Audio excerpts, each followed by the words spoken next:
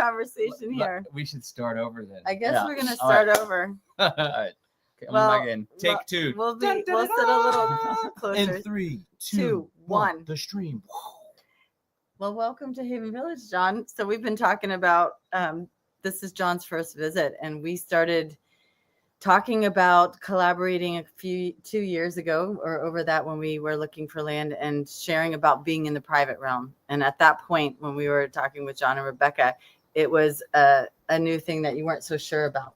And so it's been really great having John here with us on the land to see what we've been doing in the last 2 years. We've done a lot, built out a lot, and put out a lot of infrastructure. And now we're able to expand even more into this model and share a little bit more about what we're doing and why we're doing it. And so part of what we were talking about before, when people couldn't hear us, was really why this model is so relevant for this kind of project and the shift that happened for you to really understand that as well.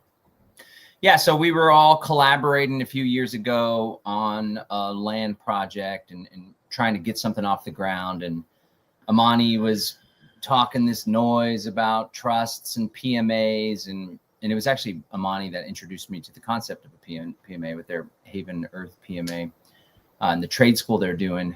And the PMA was one of the first private realm sovereignty through law. That's what I call this whole strategy, sovereignty through law, whether it's like change your status or debt discharge or private realm this or that, sovereignty through law.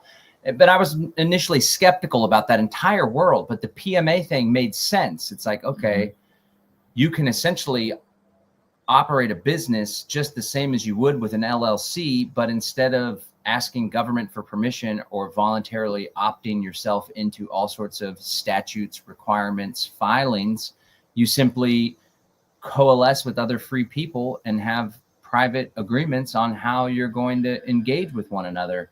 And it's protected by the US Constitution and all sorts of common law precedent. And it started making sense to me. But still, I was hesitant, coming from a more traditional understanding of how a land project would look. We were like, well, we want to bring on investors. And if we're bringing on investors, we want to make sure that we're staying on top of the SEC guidelines. And those investors are going to expect a return. So we got to make, there's going to be a profit for them. And this could be seen as a security. So we got to dot the I, cross the T, spend $7,500 with a lawyer. We started that process.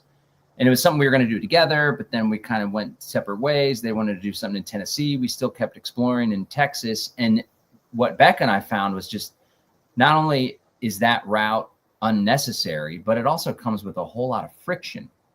Now, that's not to say navigating and figuring out all this stuff and more importantly, embodying this private realm stuff is necessarily easy or you could do it immediately. It takes an understanding, which that's really where the magic of this space, this work is in understanding, understanding, so to speak.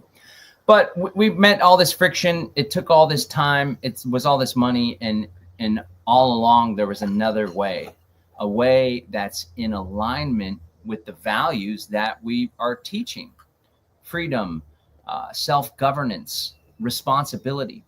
And perhaps one of the biggest takeaways that I've had in the past few years of really diving deeper, not only in my understanding and study of this, but also starting a Trinity model church, Freedom Family Fellowship. We have a trust.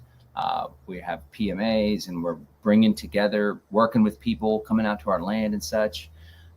There's an element of honor to it all. So you really have to step into a space where you're acting with honor. And that's what the agreements are all about. Create an agreement and honorably uphold that agreement because it has meaning, not just agreements with others, but when you become a trustee, for example, or you enter into a private membership association, you're honoring yourself and your own integrity in aligning with those documents and with whatever agreements you make. So we can talk more later about like the structures and the practicality of some of these pieces, but really there's like a philosophical underpinning to it of self-governance, responsibility, and acting with honor that I think is missing in the world. And when you pursue this work, it forces you, if you're going to do it with integrity, to step into that space, which is so powerful. And you mentioned embodiment, and that's something that Rivers talked about too, of really embodying even the role of the trustee. But for anyone that comes into this realm, whether they're a residential member or a trustee, that there is an embodiment that happens when you take your business or your whatever it is that you're working with within this private realm. Do you want to touch on that piece? You had said some stuff earlier that was so profound. But it was muted. Yeah. Yeah, I mean, my background come from the UK, and you know, kind of land ownership has a different feeling in general in Europe, in the UK especially, and in a lot of parts of the world too. And America is quite unique in a lot of respects in terms of our sense of this kind of American dream, I would call it, right? It's like, I have my plot of land, ownership. Right, I have my plot of land, I can't see my neighbors. It's just this whole thing, and I think that's worked for us for a number of years. I think recently that's shown itself to be a lot less viable when we realize that we're not really we think we own the land, we think we are free, until we realize that we just have a bunch of privileges, and then privileges can be taken away from us pretty much at any time. And so I think it spurred this whole movement in the last few years to figure out, you know, how do we do this differently? How do we protect ourselves? How do we protect our property? And how do we create a way that, you know, things turn or whatever in the world, that we have a way to kind of defend that freedom. And I don't think we had a way to defend that freedom recently, other than just kind of boycotting in that way. And I think this is kind of what really has pushed the needle, is all the crap that's happening in the world that's kind of forced this situation. And then, you know, just embodying it for me. Like, I didn't want to embody it. I didn't want to be a land steward at first. I just felt the weight of the responsibility. I didn't feel adequate to be that person. But then when I did, it started shifting for me maybe about 6 months ago, and really getting it that it's not about me per se.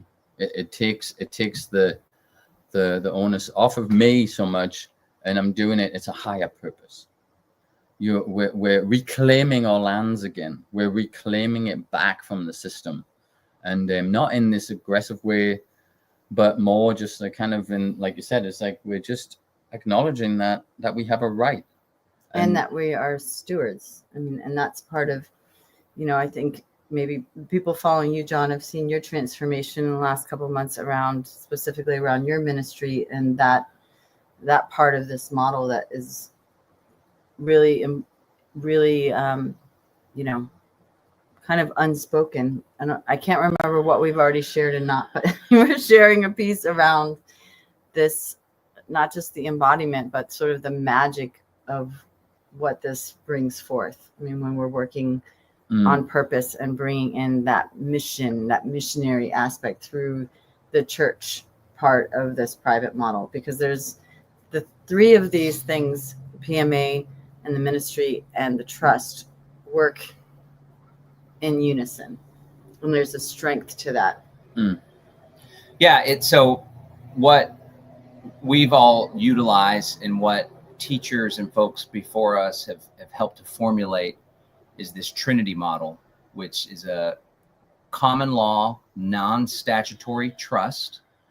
And a trust is simply a contract where a grantor creates the trust and gives the trust some sort of property or gift or land or money or resource, and appoints trustees, and those trustees steward those resources for the benefit of the beneficiary. There's got to be three different components: the grantor, trustees, and beneficiaries.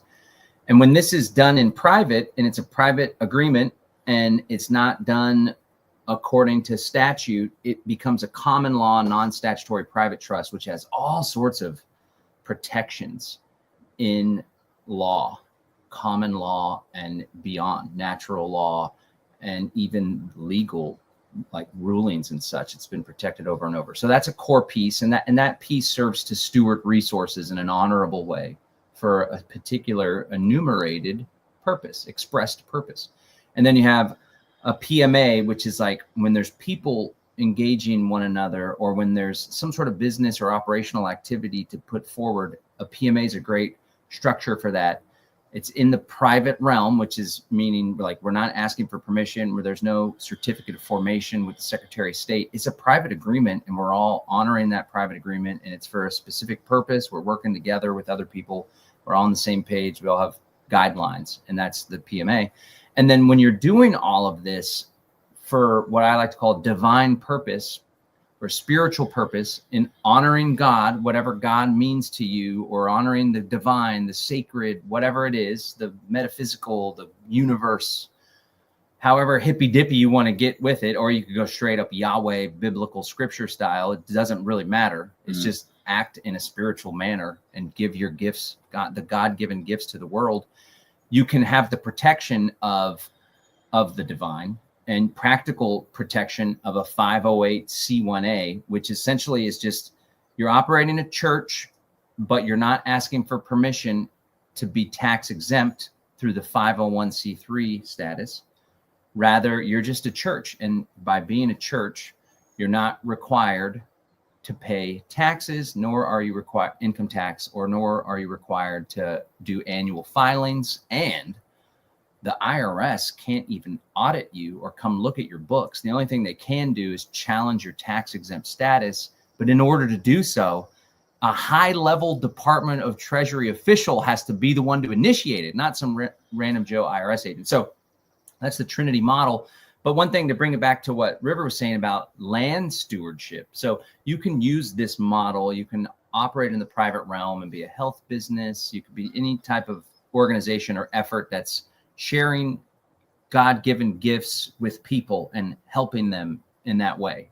There can even be exchange in that regard, donations. But when it comes to land stuff, and I guess Amani was alluding to, like, for the past few months, I've been in the thick of stewarding my land more so than before. We had a community that kind of fell apart, and there was more help and support. But lately it's been me, and then my son's with me every other week, and he's there helping. Sometimes reluctantly, other times he loves it. It just depends on the day, I guess. But I've been like just in the thick of it. And I tell you what, one thing about, and it's not that I wasn't stewarding land before, but it's been more of like a pretty much full-time thing, and like a whole lot of activity diving in as a spiritual practice and practically necessary. But one thing that's really, and I'm sure you've been vibing on this too, is like there's a humbling effect when you're like, oh my God. I mean, we're looking out over, I'm going to turn it around real quick. Maybe you can see it. Hopefully it doesn't get weird or blurry with that netting. Yeah, you can see it just fine. Look at that. We're here in 220 acres of God's green earth that River and Amani have been stewarding along with others. And it's just an absolutely beautiful thing. But the sheer vastness of it all and the beauty of it is like, oh, you feel like humbled, small and humbled. Not that we're small, but in the grand scheme of things, we're just a little speck spinning around this big magical ball. But when you actually go out and get your ass kicked by the earth, like I remember a couple of years ago, we have a pecan orchard on our property, and there's an area, we steward and manage a good chunk of it, but then there's an area that we just haven't had the time to constantly steward and keep mowed and keep clean and orderly. And there's these vine grape plants that'll fly up, that'll flow up the pecan tree and like pull the branches down. And so one of the few times I actually went and cleared the whole area out, I was like, yeah, I dominated this land, and feeling like all macho, you know, and like, and looking with pride on what I did. The tree comes down and smacks you on the head. No, a couple day later, I was covered in poison ivy, which I'm so allergic to. And it was just kind of a thing like, wow, I literally had a feeling like I conquered nature. And the nature was like, no, son, we're not going to let you No. get all arrogant. Like you Right. got that. We're going to jack you up. You know, I pulled a muscle recently too. And I was still like crushing, giving it my all, 4 or 5 hour sessions in the 94-degree weather and loving it. But then I overdid it. I wasn't humble enough to realize like this is an honorable thing. And not only do I need to honor the land, but I need to honor myself and my role in it. So just stewarding land in the private realm and taking your mindset away from ownership. Maybe y'all could dive deeper into that. This contrast between owning something and stewarding something, it just gives it so much more meaning, and it's so much more in alignment with how we ought to engage with the land. It's definitely humbling, and I would say we're very connected to the land being here more than, for me personally, more than I've been at any other time in my life.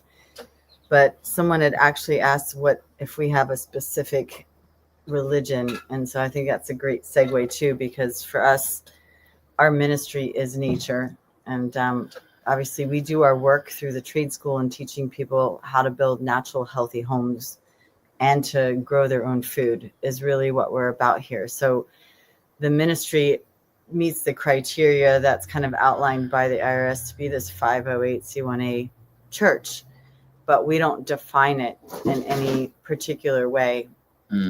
As far as associating with an organized religion. I mean, predominantly, although it's not spoken, I think we hold Christian values. I think that is part of being from a Christian culture. Whether we necessarily speak to that, we do have Christian values. I would say family, and it's not that these values are not universal and not in other cultures and other religions, but I think predominantly that's what it is. We're in a very Christian part of the world. It's a kind of buckle of the Bible Belt. And so then there's a lot of churches, there's a crazy amount of churches, and also international headquarters for churches within 30 minutes of here. It's kind of like a bit of a mecca. And so there's all kinds of different specific denominations that you could choose, but I think it's an open space, and we don't necessarily, we're not reading the Bible, we're not in that way, but we're open to people to practice, and we have a chapel made of hemp. We call it the Hemple. It's not a temple, but it sounds cool. So but it can allude to some idea of a specific denomination, but it's not. But it sounds cool, right? Because I think when you start talking about natural law and natural order, you're actually going back kind of beyond religion, back to what I would say are more the roots of religion, and grounding ourselves and connecting ourselves with the land and with ourselves. It brings about, I think, a way of being if we because I feel like what you were saying about this, we come in and dominate something. This has been the mindset, and so what happens is we bring in a certain frequency to the land. The land has a certain frequency that our little pitiful little frequency we think so big, and we're coming in there and boom, is just getting washed out by the frequency of the earth. We say that, oh no, the earth is kicking my ass or whatever, but it's not. It's just the frequency is so potent of the earth that when we're out of alignment with it, it does feel like we're getting our ass kicked. But when you come and you connect with the earth, because this is really our ministry is about connecting with nature. And when we connect with nature, we connect with a part of ourselves that is automatically connecting to a more divine aspect of ourselves. And so we can choose our own way to commune and connect and gain wisdom through different texts and different systems.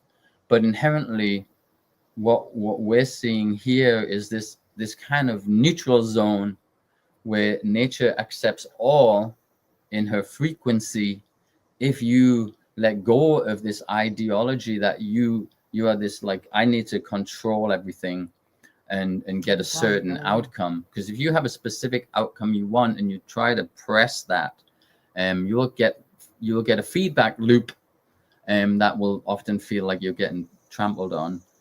So me coming in the stewardship role has really been about connecting with the land and really learning from the land and being humbled by that, because as a designer and architect and being involved in a lot of projects internationally for a long time, I have certain ideas already about what that looks like.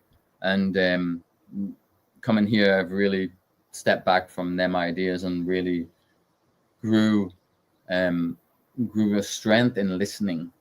Well, I think you already had it, and I think that's part of the strength of our project is your ability to connect with the land and see what the land is, any piece of land is kind of calling forth. We have a lot to work with here. One of the experiences that people have when they come here to Haven Village is kind of resetting your nervous system, and there's a lot of stuff that kind of comes up in the beginning. Don't you find, John? It's been a couple of days, but you start settling into things in kind of the rhythm of that, because we're doing a lot here, but there's definitely some rhythms that have a lot of different healing capacity. And that's one of the invitations that we're rolling out, is for people to get more involved with what we're doing, and aspects of what we're calling the resiliency membership.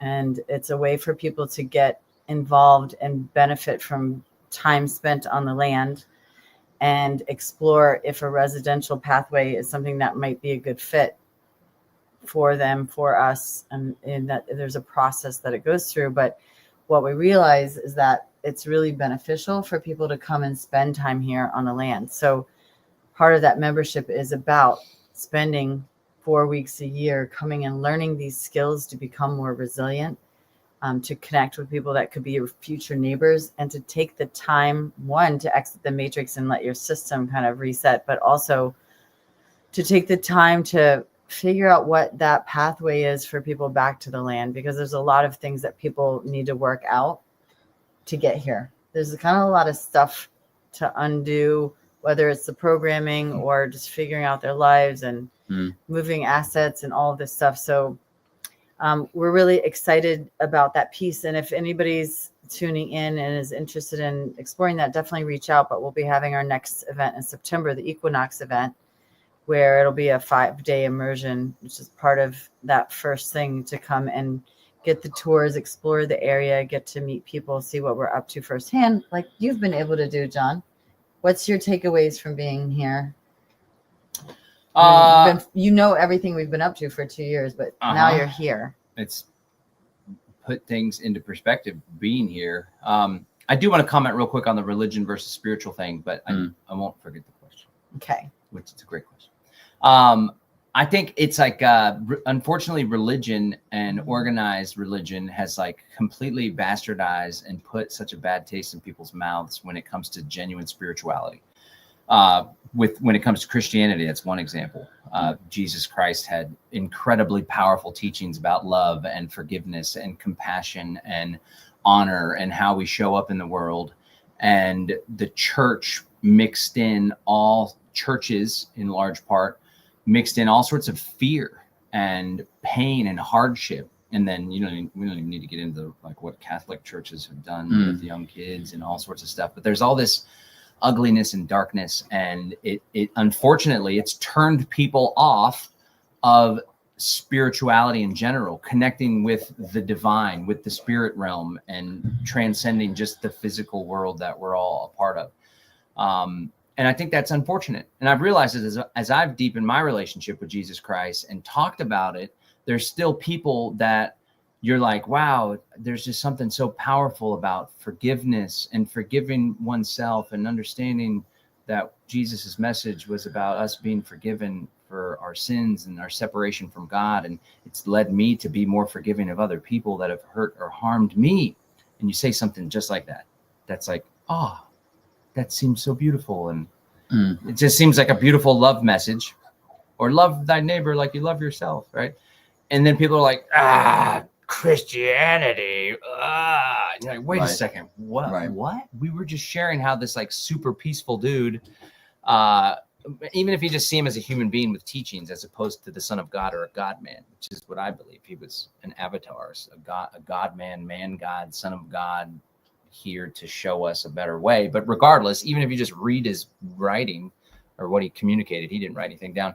On face value, there's so much potency there. But then these churches and these organized religions, some of them a synagogue of Satan, which is what Jesus warns about in the book of Revelation. Some of them like doing weird pedophile stuff and satanic rituals, and the Vatican has like weird snake symbology and all sorts of crazy shit going on. They completely took it and flipped it upside down, away from faith and into fear, away from love and into hate and darkness. And I think it's just really unfortunate. And I think maybe the people that are most turned off by talk of spirituality or God or Jesus are the folks that need that message and that connection to the divine more than anyone else, is what I like to say.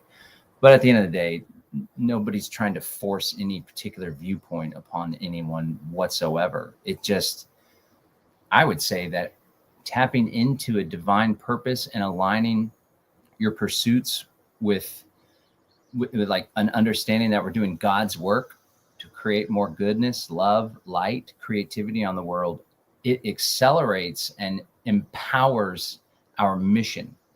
It's not just a mission about resisting tyranny and like we want to and do all this land stewardship so we can have community. No, it's like, wow, we have certain gifts that God has given us, and it's our responsibility to use those gifts in pursuance of a higher purpose that goes beyond just us. It goes beyond our lifetimes.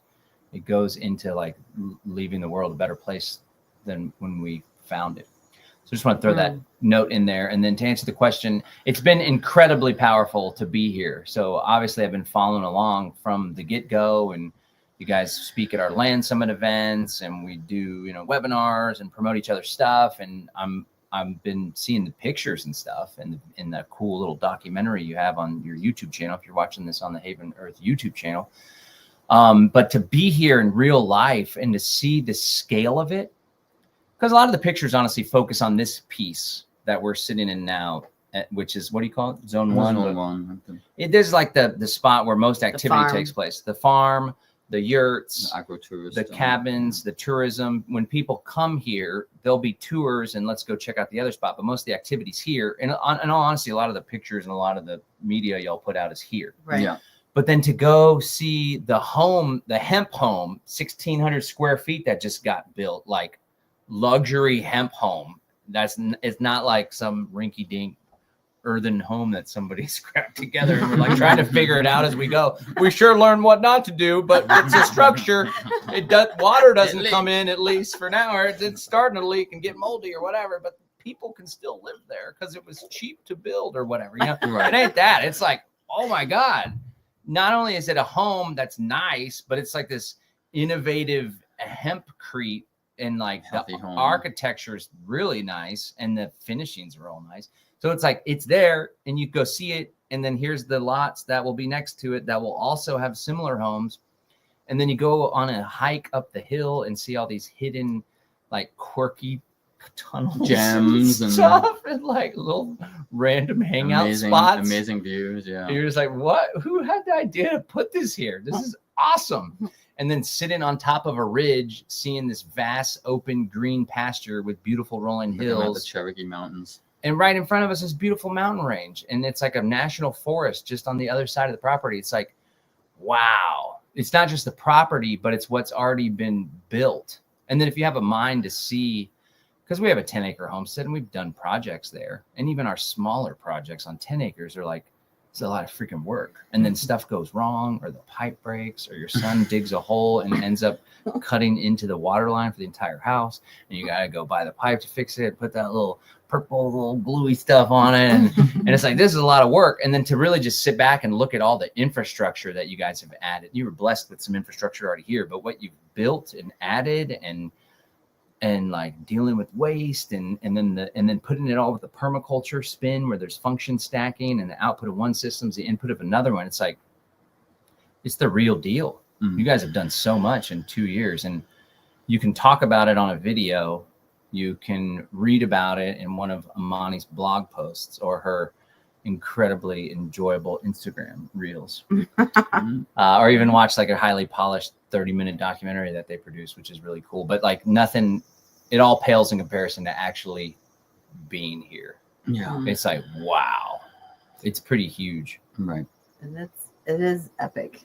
And we're grateful every day. And that video is a year old, so we're updating it with the finished house. So it's been so good having you here and just having the reflections. And we're kind of at a moment where we can pause and we're at a new chapter where we can welcome people here, because we've been so busy just getting it to this point where we could bring people here and host people. So excited about planning an event this fall where we can dive more into the private model for those who are looking to do something similar. Having this as the example and the backdrop, and really combining what we're doing from the food sovereignty standpoint and the systems that we're putting in place, and really helping other people to do the same, to put this private model into action, really activating on so many different levels and really supporting other people to do the same. So we'll be sharing more about that. We've been in a big mastermind weekend and we've been on the land and exploring some of the beautiful nature spots in the area. And yeah, it just feels really energizing for us too to have you here. We love having people here because that fuels our fire to keep going, because some days it is more challenging than others. And yeah, it's been a really good project at this point, but we're really feeling the expansion moment. Well, yeah, happening. I mean, we're moving into year 3. You know, there's phases to these types of projects. It is a development. You know, really the vision is to create a new model of development. It's not to be a one-off thing. This is what all the work is, right? It's not to create a one-off thing that no one can replicate it because it's so complicated and so complex and so unique. This is really actually, we're modeling a way to get back to the land in a way where we, as men and women, can make agreements and we can understand the I would say privilege, but that kind of goes into another realm, but like the honor of being a steward, and that we are all stewards here on the earth right now of God's kingdom, of the land, of the animals, of the nature. And we're, you know, coming back to the land and stewarding the land is making the stand. That is us making a stand, going out and doing all these other things. The best activism you could do. It really is, you know. And I often look at what's going on in the world outside, and you know, there's a tendency to want to fall into like, you know, like anxiety and somewhat fear, because, you know. But then I stop and I'm like, well, okay, so what happens if all of that's going to come true? What would I do different than what I'm doing now? And what I'm doing now is exactly what I need to do to protect the future for my children, for the children, for the future generations, to protect the land and to secure really humanity's future. And so that sense of being on purpose in that regard, it kind of nullifies all of this anxiety and fear that's getting pushed upon us to drive us in certain directions, to do certain things. It actually pulls you out of that. And it doesn't even need to be in like this act of, I'm boycotting everything. It's actually, you're just putting your energy into another space. And that space is creating the reality you want to see.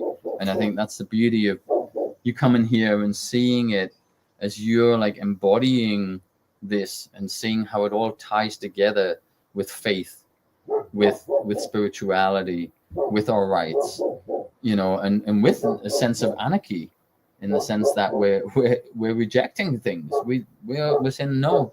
And can't read all the comments. I know a few people are asking about visiting, is what I can kind of see. You can check us out at havenvillage.net.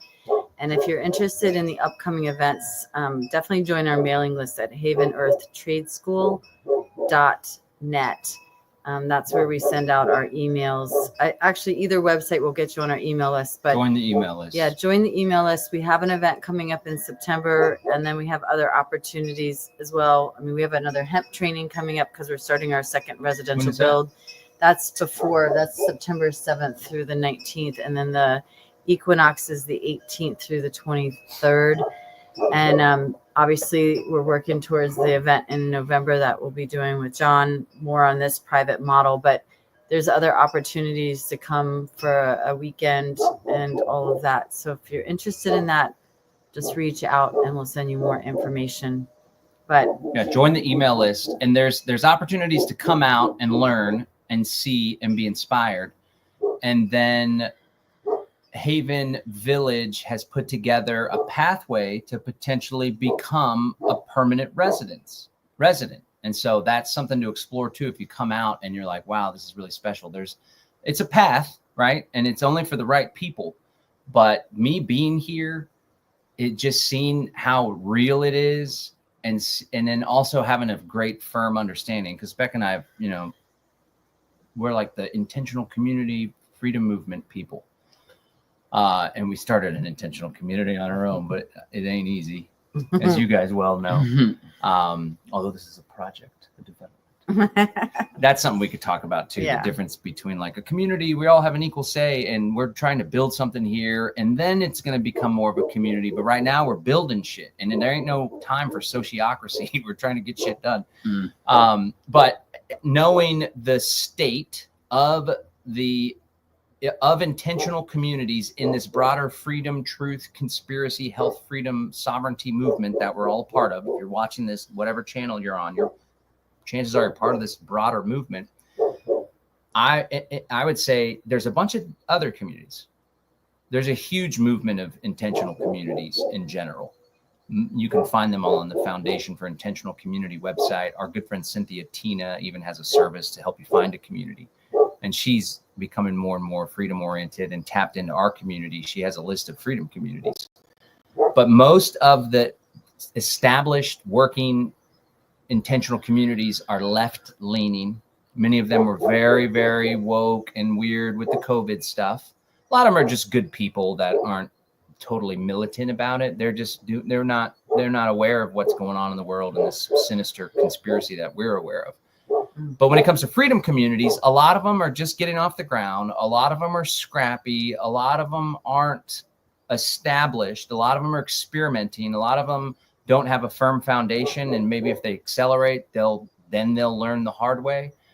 And most of them aren't in the private realm, with the land being stewarded by a trust, with the agreements in a private membership association with a higher purpose, ministry, spiritual component, taking it out of the tax beast system and giving it this really powerful purpose to everyone to unite behind a spiritual purpose. But Haven Earth is doing it.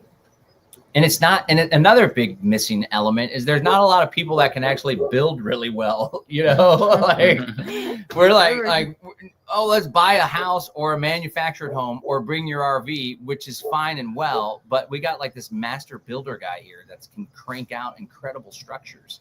Even the yurts, you can even take an existing thing that everybody could do and then make it all the more special by mixing up your building and architectural insight. So I just want to throw a pitch out there, like come visit.